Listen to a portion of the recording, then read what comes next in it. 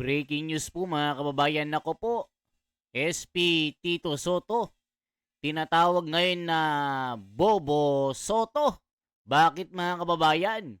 E tila naghugas kamay na sinabi na hindi daw niya binastos ang Korte Suprema. Ito po ang kanyang sinabi, wala akong ginawang acts na ganun. Indirect contempt, I simply disagree. Ito mga kababayan, pakinggan natin. Wala akong ginawang acts na ganon. In direct contempt, I simply express a disagreement with the court decision that is protected speech under Act. Ayan no, Article 3, Section 4 of the 1987 Constitution. Sabi naman ni Pulong Duterte. So, kung ordinaryong vlogger, madaling i-contempt. Pero kung Senate President, magpa-impeach the justices, vibe, biglang I simply express disagreement. How convenient, sabi ni Pulong Duterte. So ngayon mga kababayan, pakinggan po natin itong sinabi ni The General's Viewpoint dito. Naku, magugulat kayo mga kababayan ko. Na tila hugas kamay itong si SP Bobo Soto. Ito kasi ang tawag ng mga kababayan mga naniniwala sa Korte Suprema na kailangang sundin kung ano man ang naging desisyon dito sa impeachment na nabasura. Hala ka. Ito po mga kababayan, pakinggan po natin. Magandang araw mga kaibigan. Bigyan natin ng reaction opinion itong post ang balita ngayon. Title, Tito Soto nagtataka kung bakit siya kinasuhan indirect contempt ni na Topacio. O yan mga kababayan na. So i-check po natin kung totoo ito. Ito po mga kababayan no. Ito ang sabi ni Tito Soto. Ayan no. Wala akong ginawang ganon. Tito Soto nagtataka kung bakit siya kinasuhan ng indirect contempt. Ala ka mga kababayan. Wala akong ginawang ganun. Nagpahayag lamang ako ng hindi pagsang-ayon sa desisyon. Iyon ay protektado ng pananilita sa ilalim ng Article 3, Section 4 ng 1987 Constitution. Hala ka, mamaya ipakita natin kung anong reaction ni Attorney Topacio dito. Pakinggan natin po ito mga kababayan. Ito po. Ito muna. Did not do any of those acts.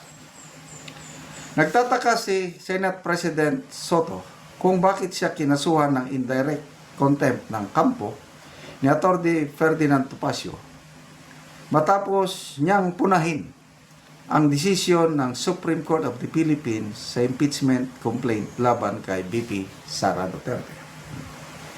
Iginit ni Soto na wala siyang ginawang paglabag at simpleng hindi pagsang-ayon lamang ang kanyang ipinahayag. O kita nyo mga kababayan, simpleng pagsang-ayon lamang ang kanyang pahayag. Ito ay protektado ng konstitusyon ng Article 3. Ng 1987, nasusulat daw ito. Ito ay protektado ng freedom of speech. Hindi raw ito katanggap-tanggap. Ano sabi ng mga komento mga kababayan? Ako po, Bobo Soto ngayon, iyak ka. Hugas kamay ka, sabi ni Tembong ng Santa Maria. Naudlot ang ambisyon ng Senate President na si Bobo Tito Soto na maging Vice Presidente ng Pilipinas. May emoticon, ha ha ha ha ha.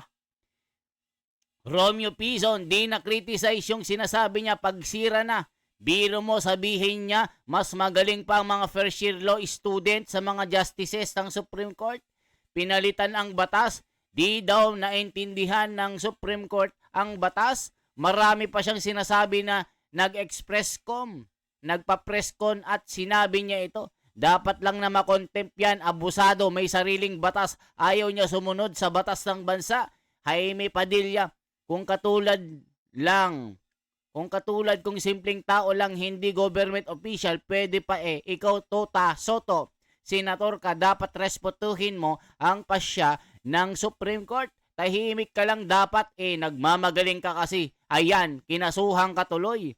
Mas marunong ka pa sa mga justices. Ayan tuloy, marisi ka ba nimong yawa ka? Halaka, mga kababayan ko. Tuloy pa natin to.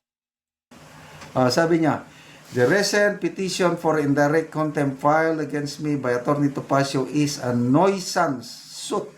Wow. It has no legal or factual basis. O isipin nyo mga kababayan, wala daw factual basis. Mga abogado na ang nagkakaso sa kanya, pero para sa kanya, baliwala, nuisance ito. Walang kwenta. Halaka, mga kababayan ko. Yari si Tuta Soto Bobo dito. Ngayon, hugas kamay na. Hindi daw niya sinasabi ito. Hindi daw niya binabastos ang Korte Suprema. Ito ay freedom of speech daw. Halaka. It is a mere publicity stunt. Matatandaan ng sa petisyon ng kampo ni Topacio, ang managing payag umano ni Soto ay, ayan, tend to demean and destroy the credibility of the Supreme Court. Ito yung mga grounds ni Atty. Topacio. Demean. Wait lang mga kababayan ha. Puntahan po natin itong pahayag ni Atty. Topacio. Ito po mga kababayan, para makita po natin ha, ito po. Makikita po natin ang katotohanan dito. Naku po mga kababayan ko, yari ka. Tito Soto, kaso ka ngayon. Kinasuhan si SP Tito Soto. Indirect. Ito po mga kababayan, para po meron tayong basis, contempt. Nako, nanginig na si Tito Soto dito mga kababayan. Umiyak na. Nag-iiyak na si Tito Soto. Halaka, ito po mga kababayan, panoorin po natin. Hindi na ito tama, mga abogado naghain ng indirect contempt petition versus SP Tito Soto. Halaka. As stated in the advisory of Atty. Ferdy Topacio, yours truly, Atty. Manuelito Luna, Michael Defensor, Atty. Harold Respicio, Mike is not part pala, Mary Catherine Diaz Binag, Ferdinand Topacio, and Virgilio Garcia are the complainants in this case. But together with us, we are very fortunate to have with us our good friend and always providing leadership to the group, former Congressman Paras, in this complaint that we file against Senator Soto for indirect contempt. So I would like to give the floor first to Congressman Paras. Magandang hapon po mga kababayan. It pains me to put my name in the complaint, but in spirit, I am with the lawyers who are filing an inquiry. Okay, tayo mga batikang pong abogado ito, pinapangunahan ni Atty. Topacio at ni Vice Mayor Respicio. Ito po para mas malinaw po mga kababayan. Ito po. Hinihintay pa ni Senate President Vicente Soto III ang kopya ng indirect contempt case na inihain laban sa kanya kahapon ng isang grupo ng mga abogado sa Korte Suprema. Kaugnay ito ng kritisismo o pahayag ni Soto laban sa desisyon ng Korte sa impeachment case ni Vice President Sara Duterte. Gayunman, iginiit ni Soto na hindi siya nag-iisa sa kanyang posisyon. Okay, tayo mga kababayan, hindi siya nag-iisa. I will wait for the Supreme Court copy before I answer if ever. But what about those who are aligned with my opinion such as? Halaka, mga kababayan ko. Ikaw kasi, ikaw ang nagsasabi na itong mga hurado, hukom, walang alam, na gusto mo na silang magretiro, gusto mo na silang palitan, gusto mong palitan ang tinatawag na saligang batas dahil ang Korte Suprema ay walang disenteng opinion o desisyon dito sa pagbasura ng impeachment ni Sara. Halaka, yari na Tito Soto, iyak na. Anya, maging si dating Supreme Court Associate Justice Adolfo Ascuna at iba pang mga dalubhasa sa batas ay may kaparehong pananaw. Gayon din ang iba pa na naniniwalang mayroong factual errors at ang panganib ng judicial legislation sa naging resolusyon ng Korte Suprema. Binigyang diin ito na hindi siya nag-iisa. Sa petisyon laban kay Soto, sinabi ng mga petitioner na pinapasama ng Senate President ang kredibilidad ng hukuman sa mata ng publiko. Parang inamend na ang konstitusyon, hindi naintindihan ng ponente na si Senior Associate Justice Leonen. Walang alam sa rules. Para sa amin po, hindi na po ito tama, lalong-lalo na sa isang tao na siya po ang pinuno ng upper chamber ng ating Kongreso. O kita nyo mga kababayan, binastos mo ang Korte Suprema. Pinagmukha mong grade 1, pinagmukha mong bobo na tanga. Tapos sasabihin mo hindi mo binastos ito. Itong sabi niya, wala akong inanong indirect contempt. Sinabi ko lang ang aking disagreement na nakatala sa Article 3, Section 4. Tignan natin, Section 4 ba ito mga kababayan yan, no? Mga kababayan, Article 3, Section 4 ng 1987. Wala akong ginawang ganon. Nakakalimutan na Tito Soto, ulyanin na. Tito Soto nagtataka kung bakit siya kinasuhan ng indirect contempt. Hala ka, iyak na, Tito Soto. Ayan kasi, masyado kang galing-galingan. Ngayon na, iyak na. For first maligning the Supreme Court and creating an atmosphere by which he is supposed to be an example of being a legislator. He is encouraging people not to believe in the Supreme Court, being the final arbiter of the interpretation of the Constitution and the law. Iginiit ng mga petitioner na hindi nararapat ang mga naging pahayag ni Soto bilang pinuno ng Senado. Bilang kapwa-sangay ng pamahalaan, anila nararapat lamang na igalang ang desisyon ng mataas na hukuman. Okay tayo mga kababayan. Sabi nga ng ito ay paborman o hindi. Kailangan mong irespeto. Kailangan kang magbigay-pugay sa desisyon ng hukom o Korte Suprema ng Pilipinas. Dahil ito ay magiging batas na kailangang sundin ng bawat Pilipino. Hindi mo kailangang bastusin. Pwede kang magsalita. Pwede mong kontrahin pero merong hangganan ito. Ang pagiging yung freedom of speech na nakalagay sa Article Section 3, Article 4 ng 1987. Di ba mga kababayan, ano bang nakalagay doon sa Article 3? Check natin mga kababayan ha. Nako po, yari na Tito Soto. Nag-iyak na dito. Yari. Ito po mga kababayan. Article 3. Section 4. 1987. Ito mga kababayan. Ito ang napapaloob na susulat sa batas ng Saligang Batas ng Pilipinas. Article 3, Section 4 of the 1987 Constitution protects fundamental civil liberties by stating no law shall be passed abridging the freedom of speech. Walang batas, diba? Napipigil sa freedom of speech, of expression or the press or the right of the people peaceably to assemble and petition the government for redress of grievances. Key components and interpretations. Freedom of speech. Expression press covers various forms of communication including spoken writing and artistic expression, ensuring the ability to hold opinions without interference. Freedom of assembly, ayan, mga nagrarally, pwede yan.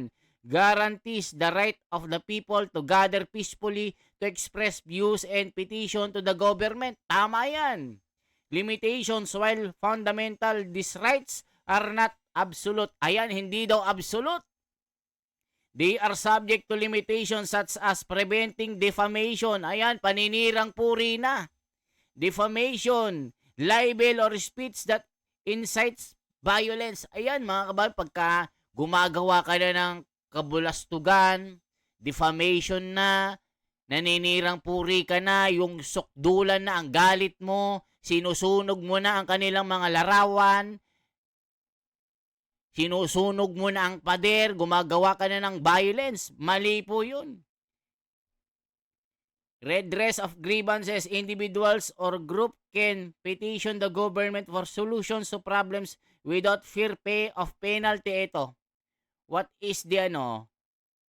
Ito mga kababayan, anong mangyayari? The Supreme Court decision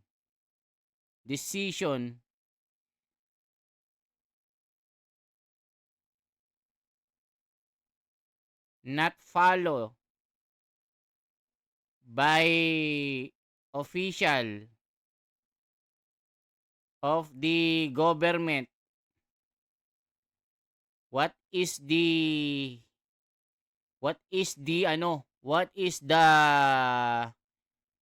legalities? Ito po mga kababayan.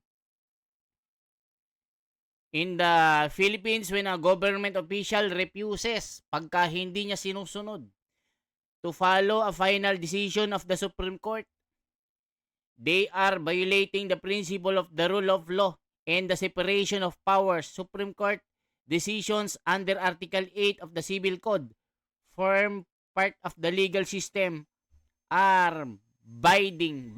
O, kita nyo, the final arbiter, yari si Tito Soto dito. Direct contempt nga ito. Indirect contempt. Meron siya mga online post sa Facebook niya which to my mind is degrading, demeaning, disrespectful of the integrity of the Supreme Court as an institution. And tinarget niya yung ponente. Dantiamento UNTV. O, kita nyo mga kababayan, tinarget niya yung ponente, yung sumulat ng desisyon ng Korte Suprema. Daming matatalino sa Pinas, kaya nagkakagulo-gulo. Todo kayod si Topacio, total malaki na rin ang kinita niya mula sa Duterte panel. Tignan yung mga ano ito, mga, anong tawag dito mga kababayan, mga tangalista. O, syempre, ano pa bang aasahan sa mga tangalista? O, ito yung sinasabi ng mga tao, mga kababayan ko. Ituloy na kasuhan ng matandang yan. Sobra na ang bunganga ni Tuta Soto. Halaka. As unwritten law, nobody must shall criticize the judgment of the Supreme Court. It is already a law and will create chaos. Dapat ka lang kasuhan, Soto, dahil marunong ka pa sa Supreme Court. Hindi ka naman abogado. GAGO ka ng One Ball University na Bulaga Bulaga Manyakol. Alaka, grabe mga komento, mga kababayan ko. O, check natin na. Ito po, mga kababayan ko. Pakinggan po natin si General Macanas dito. Kasuhan, di ba?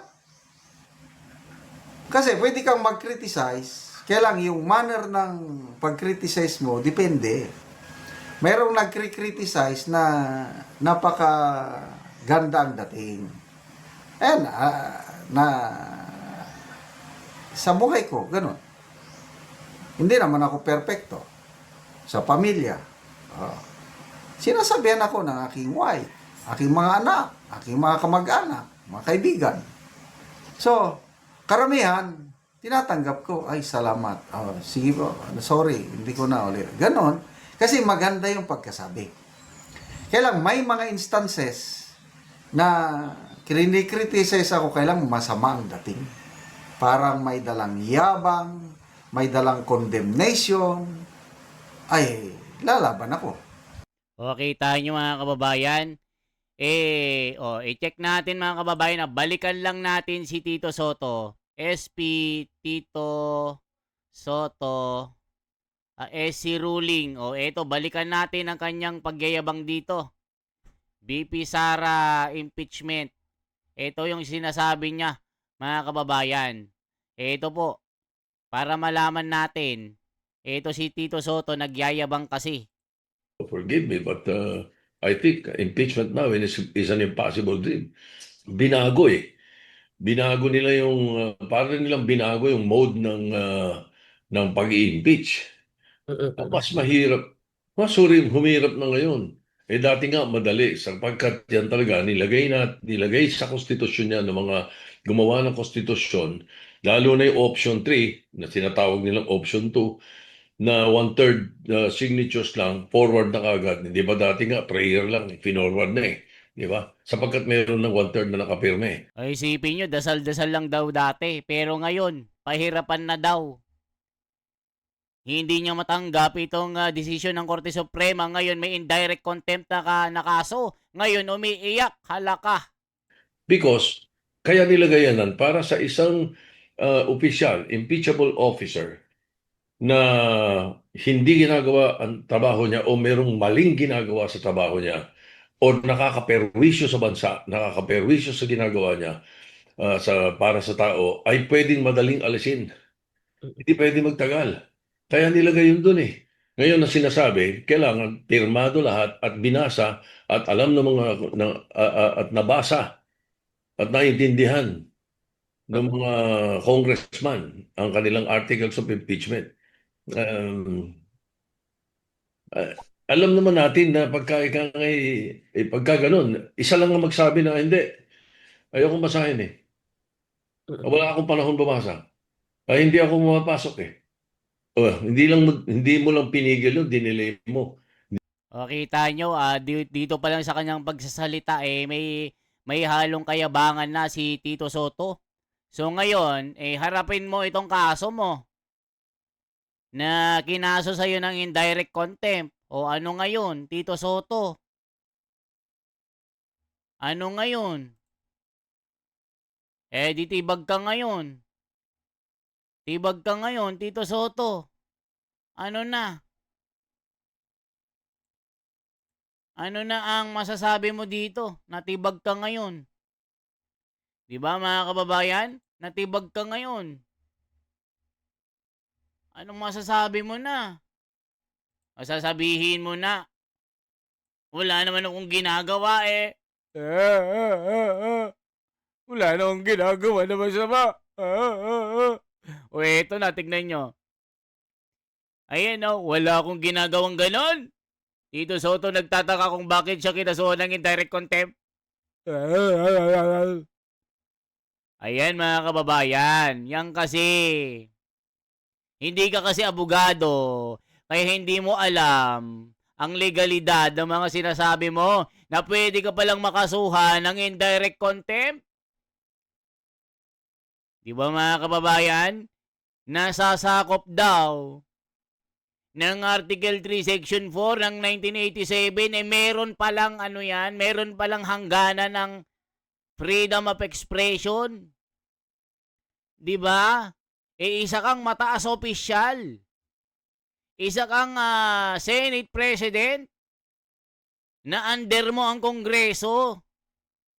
Isa ka sa mga pinakamatataas opisyal ng gobyerno, pero ikaw ang nakitaan na bumasto sa Korte Suprema pati ang mga hukom. Inaglahi mo ang mga ito. Ginawa mo silang kahiya-hiya at pinababa mo ang kanilang uri. Pinababa mo ang uri ng Korte Suprema. Sinasabi mo pa na, ito si Boying din, sinasabi niya, kailangan din daw madisbar ito mga kababayan eh. Kasi papaimbestigahan daw ang Korte Suprema. Baka may under the table daw. O nakita nyo mga kababayan? O anong masasabi nyo dito? Mga kababayan ko. O ngayon, iyak si Tito Soto. Nag-iiyak na. Kayo na po ang umusga mga kababayan. Tayo nagre-react lang po dito ayon sa mga nagko-comment. For transparency, for a better democracy. Ano na? Nabulaga na ang One Bull University. Nag-iyak na ito, mga kababayan ko. I-comment nyo kung ano masasabi nyo. Sabihin nyo rin anong location nyo para ma-shoutout ko kayo. Salamat po. Mabuhay po.